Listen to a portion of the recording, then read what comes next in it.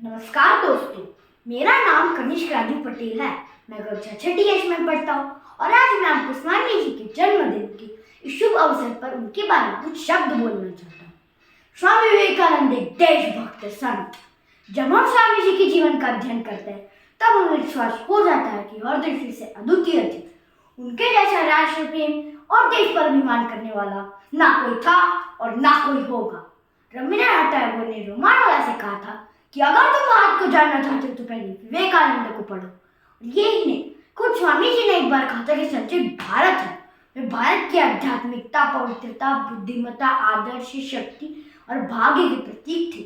1891 की बात है, स्वामी जी माउंट आबू में एक मुसलमान दल के साथ रह रहे थे। तभी वहां एक दिन खेतरी के राजा की निजी से जगमोहन लाल आए और स्वामी जी से कहने लगे कि स्वामी जी, आप एक हिंदू सन्यासी होकर मुसलमान के साथ कैसे रह रहे हैं? तब स्वामी जी ने कहा, मेरे लिए जाति, धर्म, भेदभाव कोई मायने नहीं रखता। जो इंसान अपने देश से प्रेम नहीं कर सकता वे समस्त विश्व को कैसे अपनाएगा? पहले देश प्रेम, फिर विश्व बंधुत्व। और एक बार स्वामी जी अपने दोस्त जगमोहन लाल के साथ अग्रवाल स्टेशन पर मुंबई जाने वाले ट्रेन की प्रतीक्षा में एक ट्रेन के डिब्बे में बैठे हुए थे।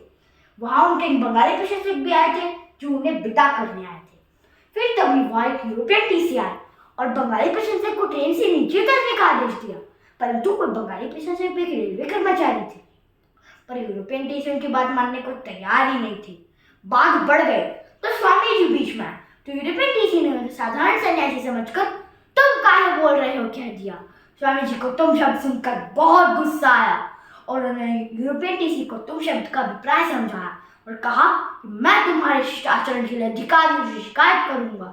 यूरोपियन टीसी भयभीत होकर भाग गया। तो स्वामी जी जब मोहनलाल की तरफ मुड़े और उनसे कहे कि हमें अपने आत्मसम्मान का ध्यान रखना चाहिए और अगर हम ऐसा ना करें तो अन्य लोग हमसे उपेक्षापूर्ण व्यवहार करेंगे।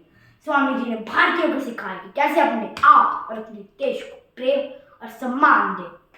डॉक्टर बेसेंट ने लिखा था कि सन्यासी के नाम से विख्यात थे, परंतु निसंदेह वे योद्धा सन्यासी थे। शिकागो में स्वामी जी को आतिथ्य सत्कार के लिए शिकागो के लोग अनेक घरों में आमंत्रित किया करते थे और उनके सुख सुविधाओं का पूरा ख्याल रखते थे। परंतु स्वामी जी को न यश की कामना थी न सुख सुविधाओं की। वो तो अपने बिस्तर को छोड़कर जमीन पर लेटकर बच्चों जैसे रो रो कर सोते थे। रात को वे भारतीयों के दुख दर्द को याद कर सो नहीं पाते थे। जो भी इनके संपर्क में आता था वे उन्हें भारत से प्रेम के लिए प्रेरित करते थे। फिर अंत में लंदन छोड़ने से पहले स्वामी जी के एक अंग्रेज मित्र ने उनसे पूछा कि स्वामी जी, आपको इतने सारे देशों का अनुभव हुआ और सुख सुविधाएं मिली, अभी आपको मातृभूमि कैसे लगती है? तब स्वामी जी ने कहा, यहाँ आने से पहले मुझे अपने देश से प्रेम था और अब मुझे अपने देश का धूल भी पवित्र लगने लगा है।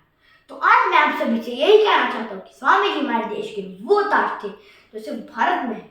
हमें उनके आदर्शों का पालन करना चाहिए। धन्यवाद। जय हिंद, जय भारत।